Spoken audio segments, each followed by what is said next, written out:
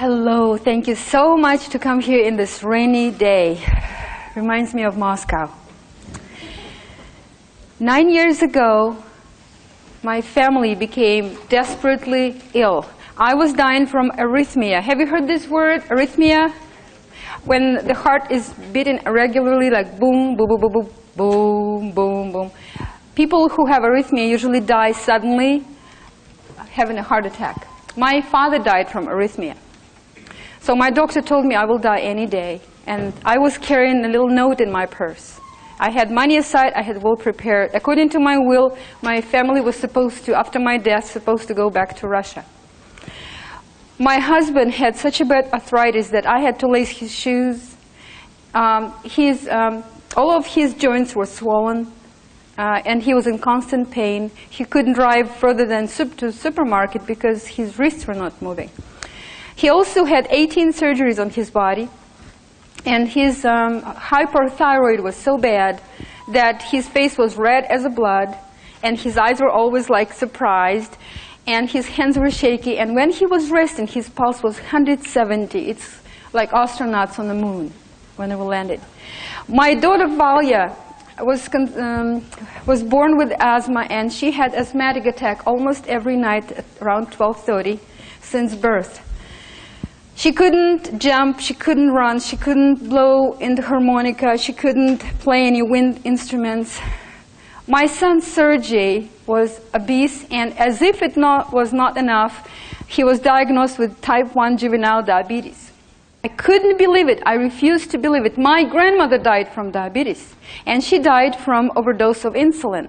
And I was afraid to put him on insulin because in my family there were lots of talks about my grandmother's passing away that you can never guess how much insulin to inject, and there's always a risk.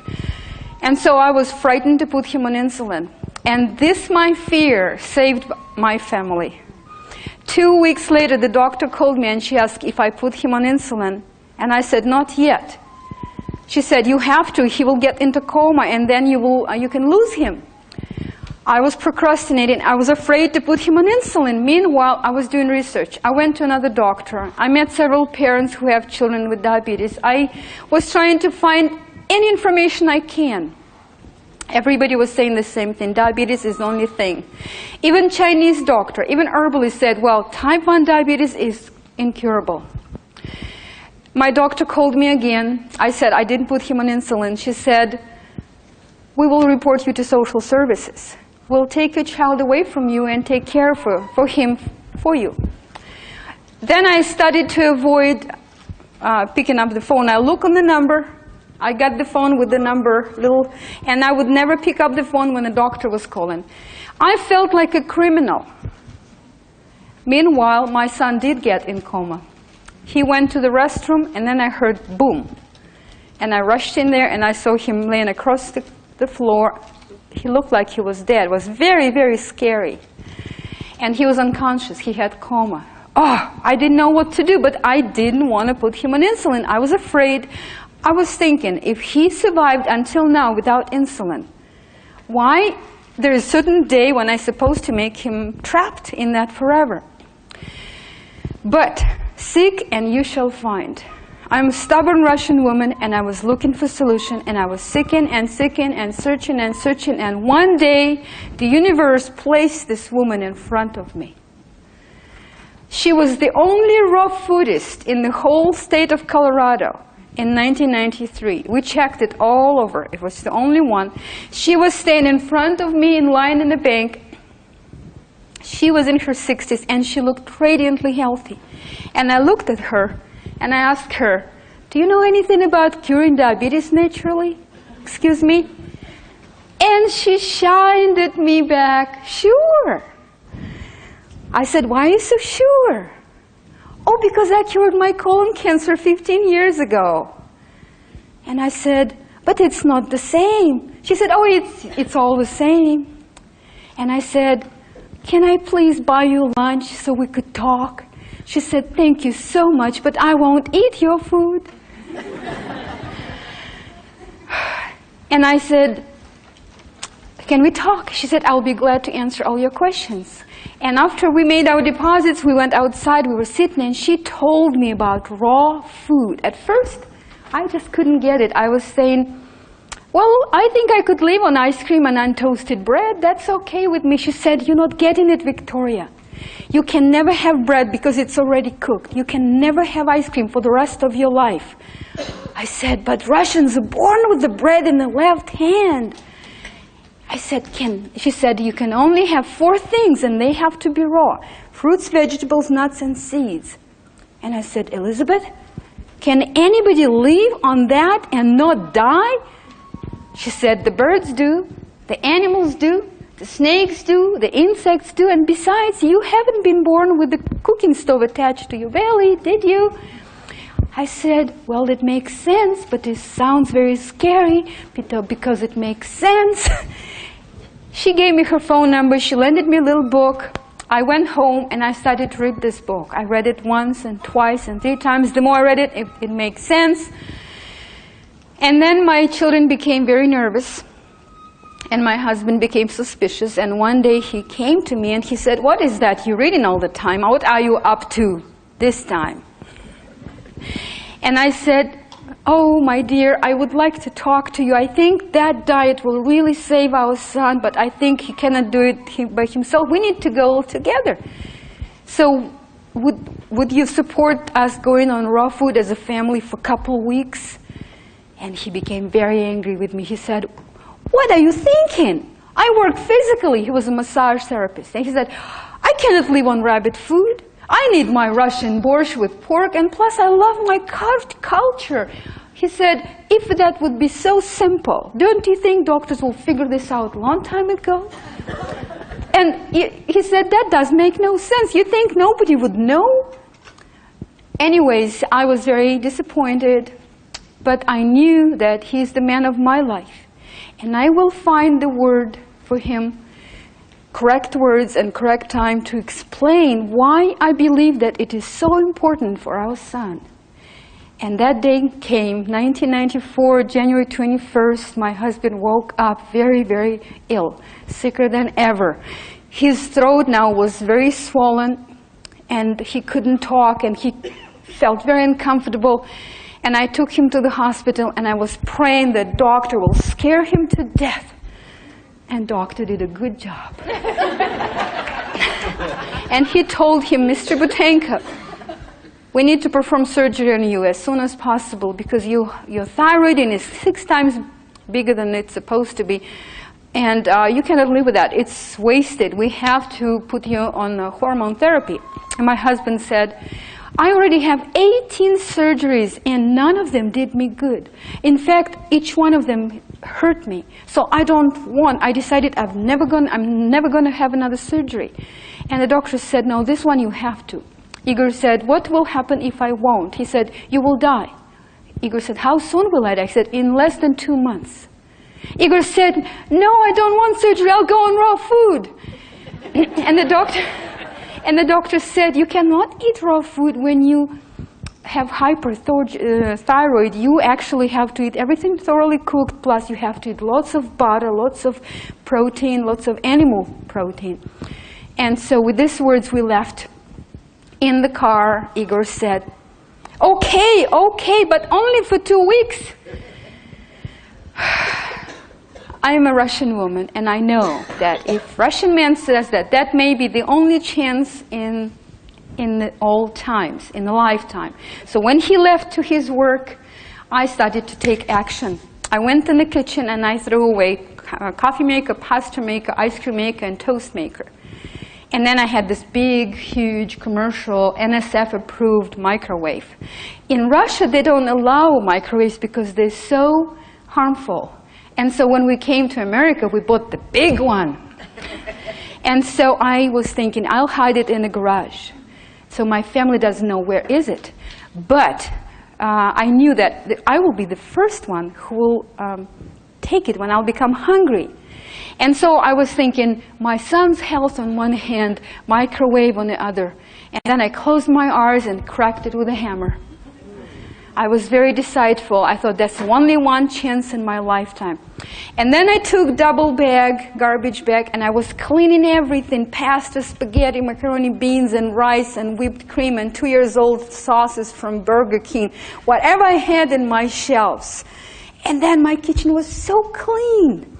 And then I turned off the pilot on my stove and covered my stove with a thick cutting board, and I went shopping. And at that time we didn't like any veggies.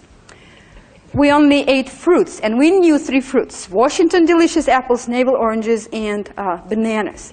So I stuffed our upright fridge, huge one, with all these 3. And when my family came from school, from work, and they said, "So what's for lunch today?" I said, "In the fridge." Children refused to eat bananas.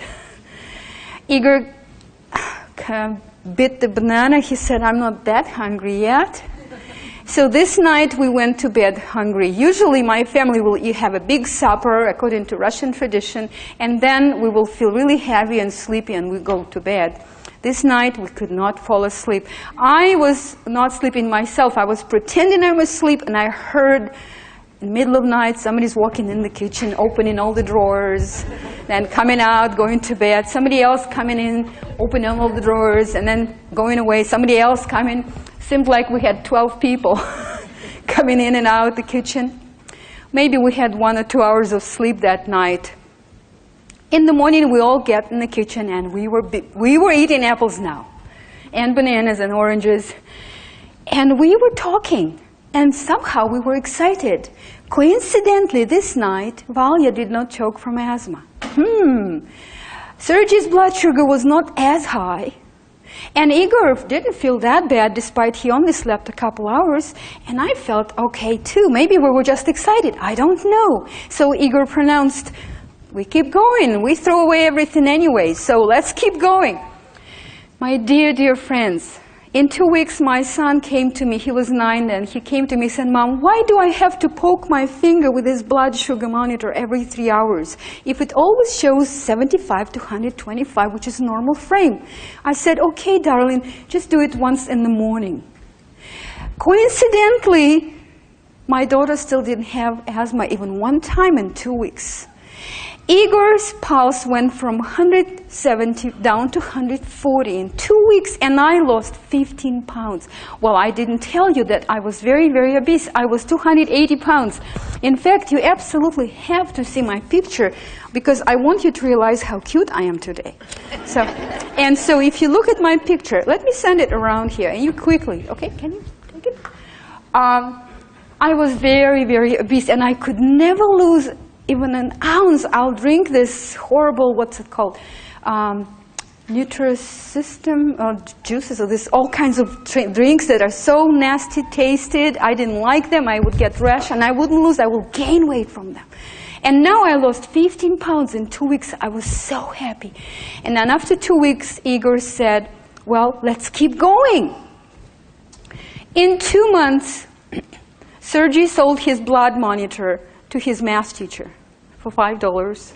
He didn't check his blood sugar anymore. It was stably in the normal frame. Valya still didn't have her asthma attack. In 2 months, I lost 50 pounds. Igor felt so much better. We had so much energy. We never had so much energy in our life. I started to run. Whenever I parked my car and go to the supermarket, I couldn't walk anymore. I had to run. And I was still a big lady, so whenever I run, and I still was wearing high heels because I was trying to look better than I was, because I had such an ugly body. I was 280 pounds. And when I would run, everybody would stop and look, what's going on? Is there shoplifting or what? Why are ladies running? And then in between aisles, I would run. We still had so much energy that we didn't know what to do with this energy. So we went to the big sporting goods store and bought for our family a big trampoline. And as a family, we were jumping there 1 or 2 hours every day just to get rid of this extra energy. Wow! Still we had lots of energy. And then somebody told us, "Why don't you take part in a race?" And I said, "What is race?" They say every Sunday they have a race. And it's fun. There are lots of people there. So the first one was Pear Blossom Race in support of some cancer research. And we went, and you know what? Because there was nobody in our weight category, in our age category, all four of us won the medal. And a free cotton T-shirt with this, certain nice message on it. And so our children were so thrilled by that. They said, "Mom, can we go every Sunday?" From now on, every Sunday we were racing 2K, 3K, 4K, 5K, and finally we were talking again, and we were thinking, maybe it's just our imagination, maybe we don't feel better, maybe it's just our exaggerated imagination, maybe we're not healthy yet, because it's all incurable illnesses, maybe just temporary relief, maybe we'll get sick any moment. Let's do something that will prove to ourselves that we're really healthy. And so we decided to run 10K race called Boulder Boulder on a Memorial Day. And so we did. In this Raw Family book, I have a picture of all four of us with the numbers. When we ran 10K, we were sure we really feel really healthy. Only healthy people could run 10K. Next morning, I called my doctor and said, "You know what? I ran 10-kilometer race yesterday. I feel so good. I eat raw food." She talked to me as if I have Alzheimer's. She said, "Victoria, come see me tomorrow as soon as possible. You can die. Victoria, do you hear me? You cannot run. You cannot eat raw food. It's very dangerous. Come see me." She scared me so much that I decided never call her anymore. In fact, that day I canceled. It was May 1994 when I canceled our family medical insurance, because I felt that our health is in my hands. Now, what would you do if you've been in the same situation? If you had something that you've been spending $2,000 to $4,000 a month for medical bills, and suddenly you don't feel it anymore, and everybody around you still have it? How would you feel? How would you feel? Can you talk to me? Talk to me. We just have a dialogue here. What would you do? You would share with others. Well, that's what I decided. And because people would stop me on the streets, my neighbors will stop me and say, "Victoria, you look terrific. What are you doing? Can you tell me?" I say, "Raw food." They say, "Tell me how you do that."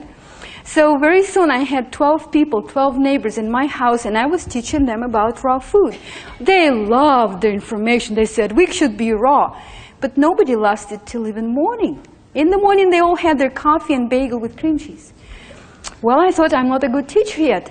I read some more, and I studied some more, and then I did another class. And I did the same thing, and people really loved my class, but nobody lasted till next morning. Next day, I met them on the street, hiding the muffins behind the back, saying, "Hi, Victoria." Well, at this point, I was so enthusiastic that I closed my 6 successful businesses that I had, and I announced, I'm going to make my living by teaching raw food now. I'm going to do whatever it takes. I want to be a teacher, emissary, missionary, teaching raw food, because that changed my life. Everybody were telling me, "You're crazy. You can never make a living on that." Oh, my dear friends, I was teaching about raw food, but nobody went raw. Usually I would teach the class and I write everybody's name and phone number. And I would wait 30 days and I call everybody. And from my research, less than 2% were still raw after 1 month. And after Christmas, there was 0. So several times I thought I'll quit, but then I have so much compassion in my heart that I would keep going, seeing all these people suffering and children suffering. I'm a stubborn Russian woman. And for 6 long years, I was doing this work. I tried to create all kinds of tricks and nothing worked. Well, less than 2%, and until Christmas, until Thanksgiving, and then it will be 0. And then 3.5 years ago, my friend invited me to AA group meeting. And I told him what I have to do with AA group. I don't even want to go. I've seen enough drunken people in Russia. He said, in Russia, there are 92% of population, of male population, are chronic alcoholics. And so I don't want to go to any AA meeting. He said, "Victoria, you don't understand because you're saying that, come with me." So he dragged me and my husband to AA meeting.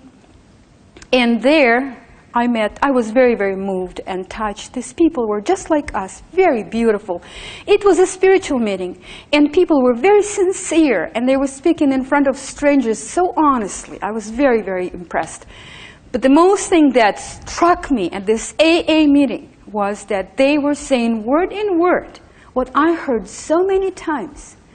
They were saying that if somebody will make it for me, if somebody will if I could stay just in the house and not go anywhere, I could make it.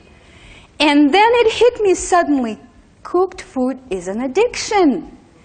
I rushed to Ashland Library after that, and I asked librarian, do you have any books on addiction? Because I never read anything on addiction. She said, the whole this big section is written about addiction. And I said, how many books can I take? And she said, 38 books in Ashland. And I checked out 38 books on addiction and was carrying them to my van. And librarians were looking at me like, well, she has a big problem. And I was reading these books, and I enjoyed them.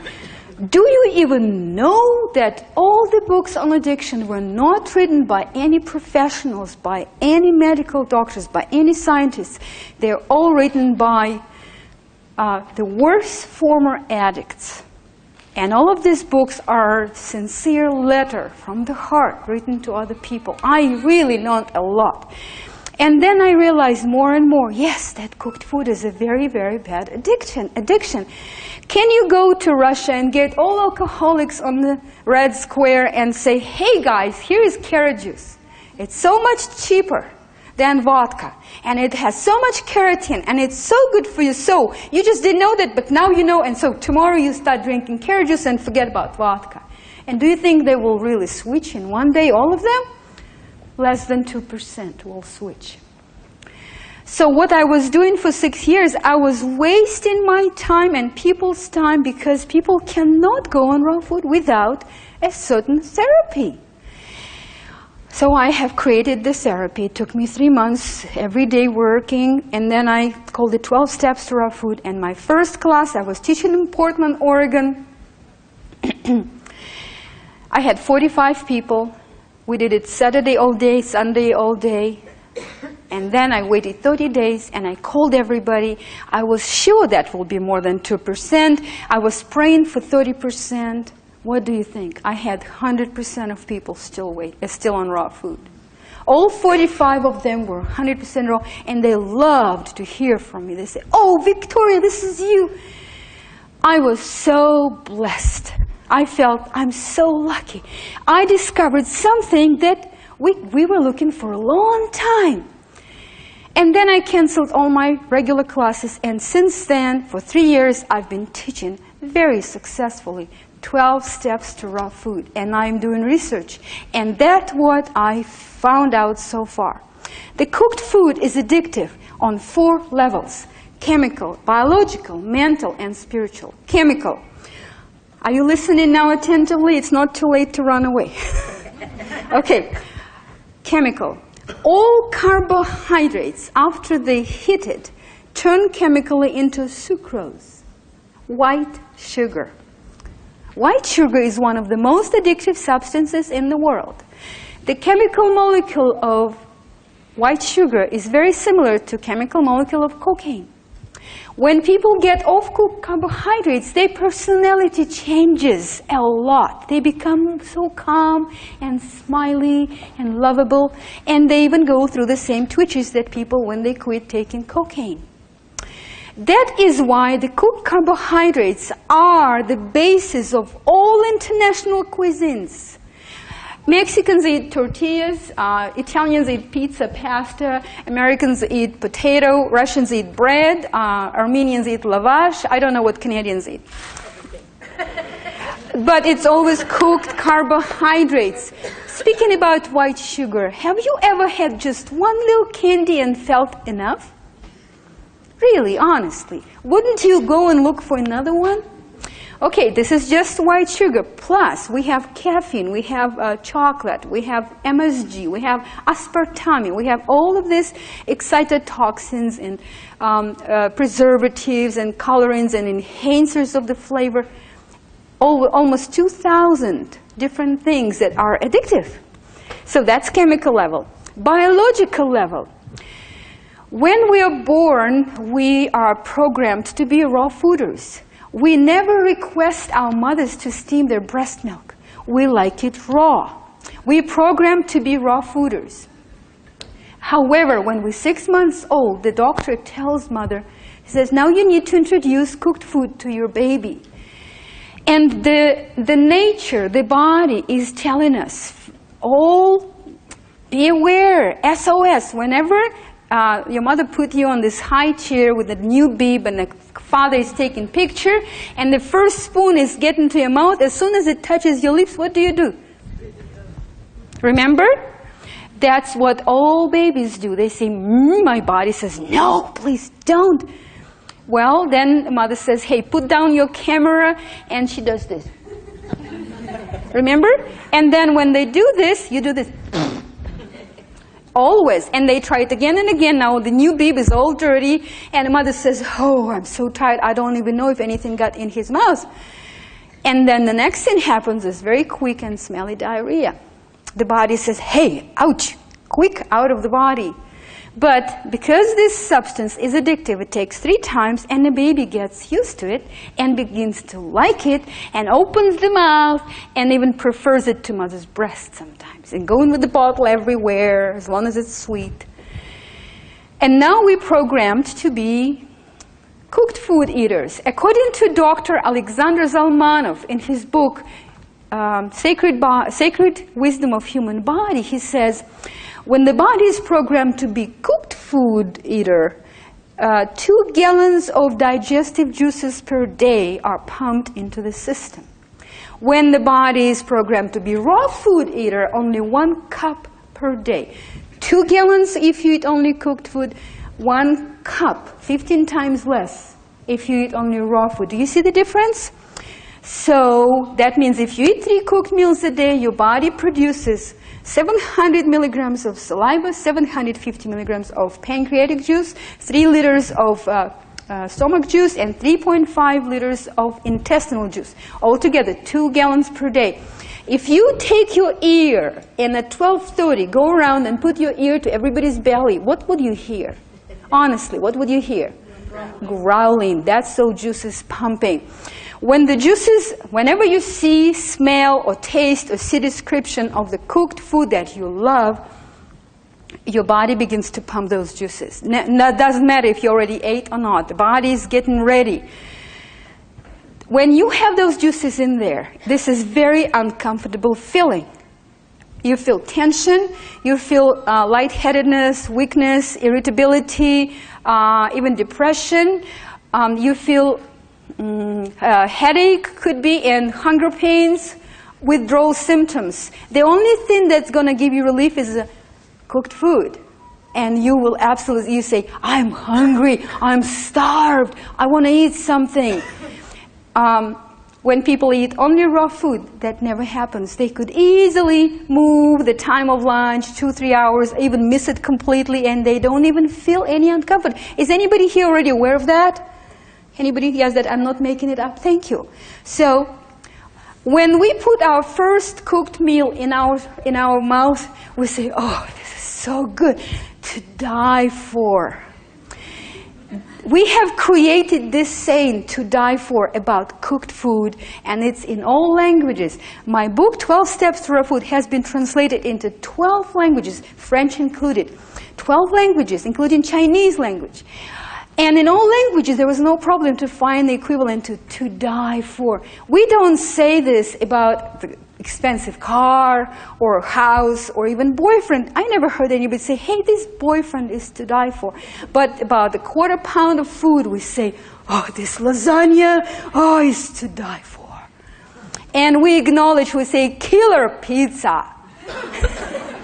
And then we say, death from chocolate cake. Have you heard this one? Death from, we sarcastically call it its true name. And it does kill people because statistically, people who eat only raw food never die from either cancer or heart attack. Those 2 main reasons for death in these days. In fact, those who do have cancer or suffer heart attack, if they instantly go on 100% raw food, statistically, their symptoms go away. So, That is the biological level of addiction to cooked food. When you're looking at your favorite burrito or your favorite meal and chocolate and you're salivating, can you, I forgot your name. Erica, can you, Erica, demand from your body, hey, stop salivating. I'm not going to eat this. Will your body listen to you? Not really. No, your body will continue to salivate. And so that's why I am Victoria Boutenko, claiming here after a long time research that you cannot go on raw food by the willpower. Nobody could do it by the willpower because eventually you'll fail. Because cooked food is addictive. You cannot do it by the willpower. You could become excited from my class or from David Wolf's class or somebody else's class and stay for 2 weeks or even 2 months, but then will be Christmas. And then halt will happen, hungry or angry or lonely or depressed. When you experience one of those emotions, your energy goes low and you'll be saying, what the heck, it's just a food. So everybody's eating. I'm innocent, it's okay. Interesting, right? Well, and then the next level is emotional level of addiction to cooked food. Whenever we experience stress, have you ever experienced stress here in Canada? Like once a year? Whenever we experience stress, we were trained, educated to eat something because eating makes us sleepy, foggy. Eating cooked food, eating cucumbers doesn't help. We need to eat something we call comforting. We don't call corn chips nutritious, we call them comforting. We don't call popcorn nutritious, we say comforting. It's not that we're popcornium deficient. It's we want something to comfort. When baby's crying, we say, give him a lollipop. When somebody is feeling sad, we say, let me take you out, let's have some ice cream, let's make your life sweeter by eating chocolate. So we don't know how to cope with our emotions, be it positive or negative, without eating something. And if you left alone with your emotions and you don't have anything to eat, that will be very uncomfortable, very unpleasant. That actually would lead us to some discoveries, some spiritual discoveries, but we don't do that. We eat instead. So that's emotional level, and it's very, very hard. But the hardest of all is the level that's called spiritual level of addiction to cooked food. My dear friends, we are all human beings. We are all spiritual beings. As spiritual beings, we are all special. Don't you all feel special? Honestly, maybe some of you have been brainwashed that you're not really important, but deep inside, honestly, if you look at yourself, do you feel special? You feel special because you have a special spiritual mission in your life. And when we don't follow the spiritual mission, well, spiritual mission, talking about spiritual mission, what would you like to be written on your grave when you die? She had a good credit history. That looks like that's what we really care. But if we don't follow a spiritual mission, we begin to develop spiritual pain.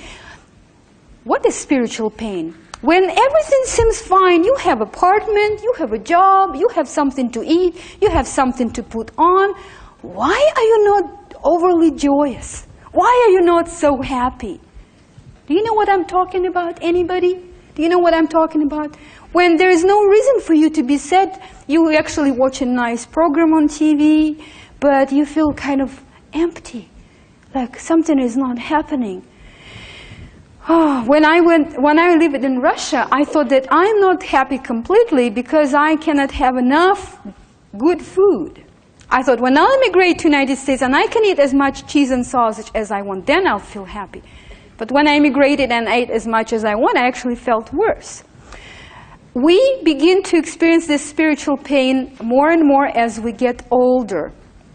And so that's why all 12-step programs are spiritual programs. That's why the last 4 steps of 12 steps to raw food are spiritual steps. And so that's what I figured out. That's very shortly, very briefly. I have to squeeze it. So what do we do in our 12 steps program? We help you to reprogram your behavior. So, first we help people to get out of denial, because this is the hottest case of denial, because nobody has put every single baby at 6 months old on the alcohol or cocaine or anything else. But every single person in the world very early put on cooked food. And so, because we're all on it, it's hard for us to acknowledge that, wow, that's really an addiction. So because it's the hardest thing to do, I have had to come with so many tricky questions and all kinds of questionnaires. I ask people, do you ever overeat? Have you ever overeaten? Can you answer this question? Have you ever overeaten in your life? Just once? Maybe once a year? Do you like to overeat? Do you feel good when you overeat? Would you like to overeat again and again? No? Do you think you'll never overeat again? No. See? See, there is something there. You don't want this to happen, but you know that it will happen to you because you cannot really handle it. It's beyond your control. I'm sorry, I don't mean to hurt your feeling. I'm just trying to demonstrate to you something that's happening. And so when I spend usually 2 hours during my weekend, 12 steps for food class, to explain in details, to really make it clear to every single student that really I cannot manage my eating habits. Whatever my body is taking over, and I just say, well, it's okay, I just rationalize something. Well, I'll just eat this time, and then after this, I'll never do this again. That's what our brain is rationalizing. And then as a second step of 12 steps raw food, we say, then, okay, if I cannot handle it by myself, I need some help from outside, I need a sponsor. Then I need a sponsor. So the second step is you should get a sponsor. So how do you find a sponsor? You open your yellow pages, and you find Cooked Food Anonymous there, and you call them and say, I need a sponsor, right? But there is no such organization in the world. So what do? In the same classroom, we divide into pairs, and we say, hey, Lorena, would you like me and you to be sponsors? I'll be your sponsor, you be my sponsor. And then we make you to write on a card, like a business card, 3 main reasons why you want to be raw. And then people write, well, I have fibromyalgia, I weigh 280 pounds, I don't want my children to take care of me. Or they want to have more energy. And then we say, and on the other side, you write the cell phone of your sponsor, and you carry it with you in your purse all the time. And then we say, for 2 months, you have to stay 100% raw. 2 months is the magic marker. After 2 months, your body transforms, and you, instead of 2 gallons of juices, your body will only secrete 1 cup of juices per day, which is so small. Finally, you'll be able to sit at the same table with your family member who will be eating cooked meal, very attractive, and you will not salivate. Amazing. This is when everybody makes a mistake. If somebody reaches that point, then they say, hooray, now I can control myself, so I can eat cooked food now. Again, as soon as a tiny piece of cooked food touches your tongue, you reinforce back the memory in your cells, and you reprogram your back to cooked food, and this begins to pump, and then you cannot handle it. So why do we have a sponsor then? With sponsor, whenever I just have a wish, I enter teacher's room and it smells like popcorn, and I want to eat popcorn. So I have to call my sponsor and say, hey, Lorena, I just entered the room that smells so delicious. I think I'm going to eat some. And what she says, she will say, can you take out your card, please? And I read it to me aloud. Oh, I have 280 pounds. I don't want my children to take care of me. She says, isn't this still important to you? I say, oh, yes, that's okay, she says, so what do you put? And she says, what can you do instead? She asks me, what could you do instead? And I say, well, I think I'll go for a walk. Maybe I'll go buy myself a flower. Maybe I'll go buy a juice in the juice bar, smoothie. And then I say, thank you, Lorena. And then she calls me when she needs help. And 2 months, after 2 months, we over the hump. So that's what it is. I believe that people come into my classes for serious reasons. Like I came to raw food 9 years ago for serious reasons. And for 9 years, I've been 100% raw. And I don't have any of those problems. In fact, my family, we hiked from Mexican border to Canadian border on feet to prove to ourselves that we're really very, very healthy now. And so that's what we do with our program. And I dream that sometime I'll be able to come to Toronto and teach here Saturday and Sunday, 12 steps raw food, because I already taught it 3 times in British Columbia and 3 times in Montreal, but never in Toronto yet. And so if you want to contact me anytime by my email, and it's just a matter of us driving through and coming and doing that. Well, I understand that it's very radical and shocking information, but if you go home and think about this and talk about this, you will really see that it's true. You'll see that it's so. And as you can see, I don't spend time anymore telling you why raw food is good. Because I understand you could go outside and stop any child, and if you ask the child, what is healthy? The child will tell, fruits and veggies. So we all know what's good. It's just, as my husband says, he says, it's easy to be on raw food. What is hard is not to eat cooked food. Do you see the difference? It's easy to eat banana or cucumber. It's hard not to eat when your body's demanding that. It's like agony. It's like torture, to die for. So, well, let me briefly take a moment and tell you why raw food is good. If I take here 2 almond seeds, one is raw and one is roasted, and I take these 2 almond seeds to the scientist with very sophisticated equipment, and I ask, Mr. Scientist, what is the difference between these 2 seeds, roasted and raw? The scientist will chop them in little pieces, look in the microscope, and then he'll report back to me, Mrs. Boutenko, they're absolutely the same. I don't see no difference. They both have the same amount of calcium, potassium, iron, copper, and magnesium.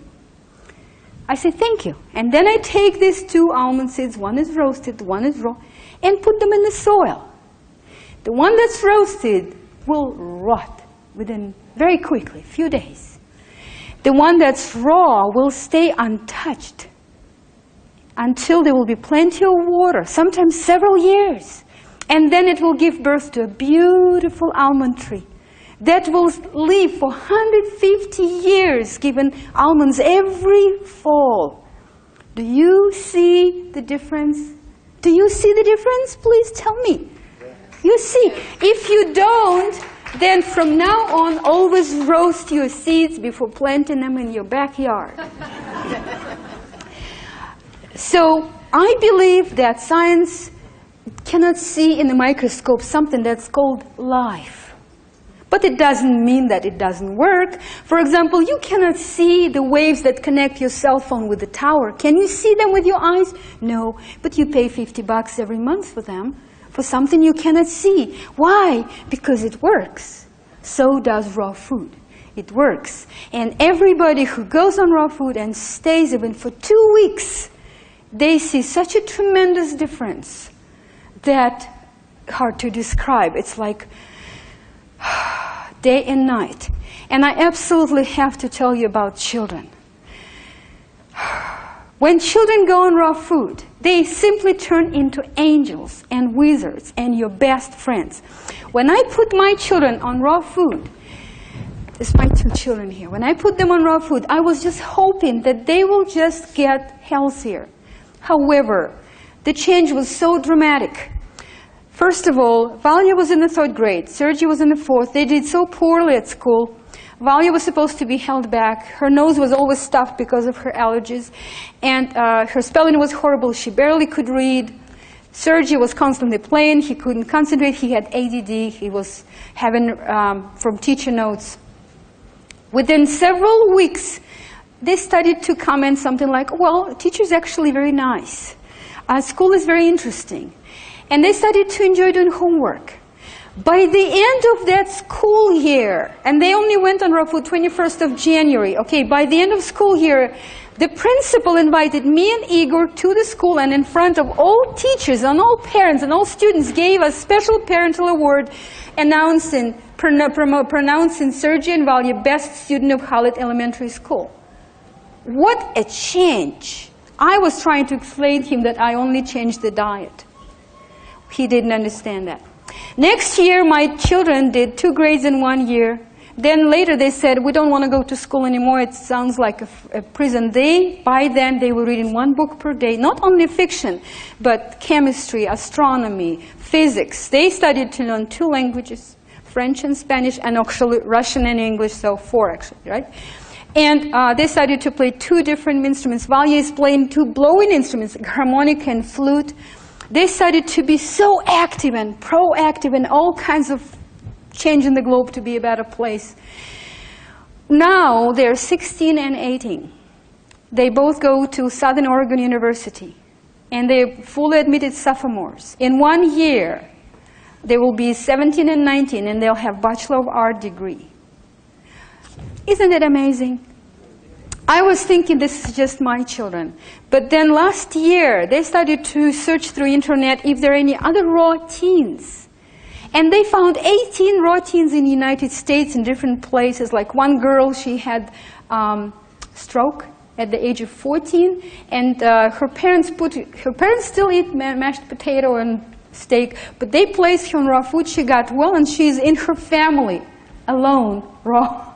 So they invited all these 18 teens to our house in Ashland and took them for 5 days in the woods in Oregon. First, I was scared. Imagine, I'm from Russia, and 18 American teenagers coming, and I'm going to be responsible. I said, Igor, I'm so scared. They're going to do some bad things. But they were raw teens, and they were so different. They would put up the tent. They will put up the backpack. Each one of them speaks extra language. None of them even tried drugs in their life. And they were so smiley and so lovable kids. They were sitting around the campfire talking all the time, how to change the world to be a better place. And I believe that their generation could make a difference. It was a wonderful experience. They found each other. They became the best friends. And when Sergey and I wrote this book, and Sergey have written here, that I really think that raw girls are much cooler to hang around with. The girls in Ashland, where we live now, they try to be raw. Anyways, if you have children, that's something very good you could do for them. And I could tell you more and more about kids, but this is a recipe book, and it has the note, how to help your children to go on raw food without resistance. We all teach all of these things in our classes. And tomorrow, I will be teaching how to make a raw wedding cake. Let me show you the picture of wedding cake. Here in this expo at 12 o'clock. I don't know which room, though. 12:05. Okay, this is the wedding cake.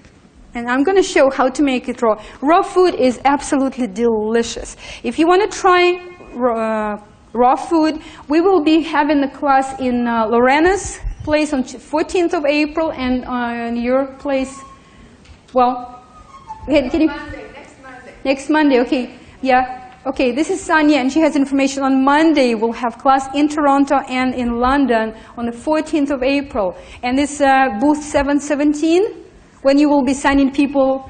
And can you also be there at 717 to sign if you, that's the only 2 opportunities we will be having.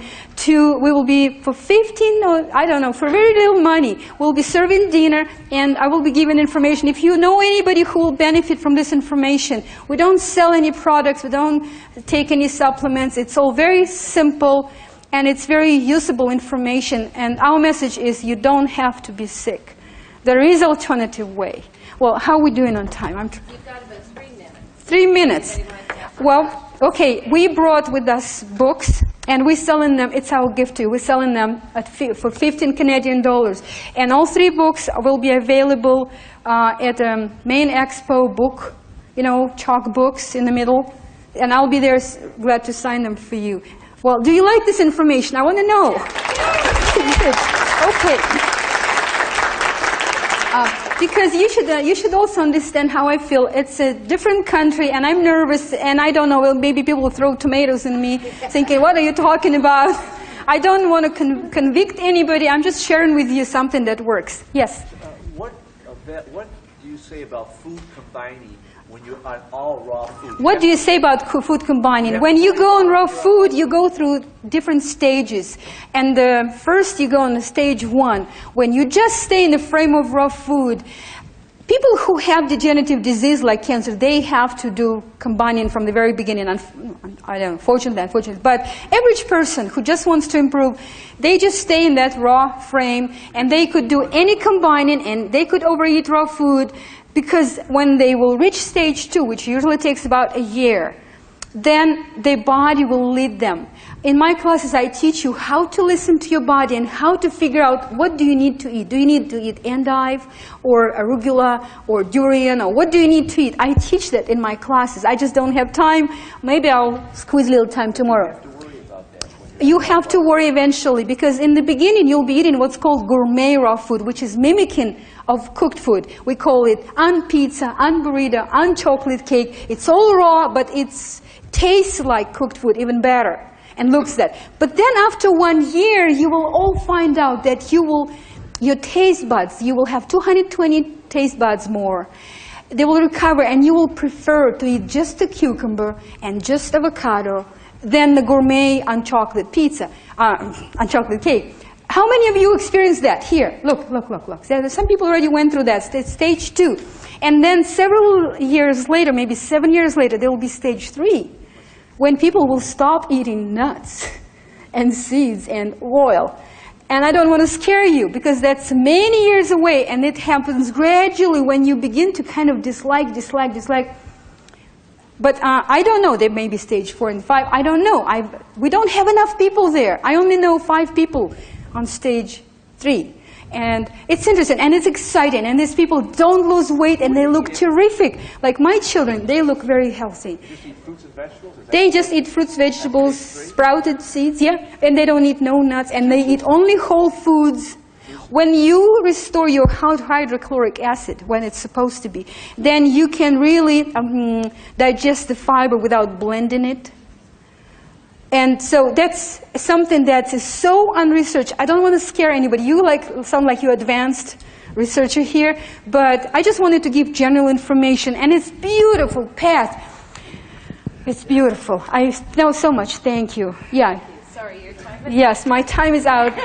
Thank you for being so warm and welcoming. It is so easy to love you as an audience. Thank you.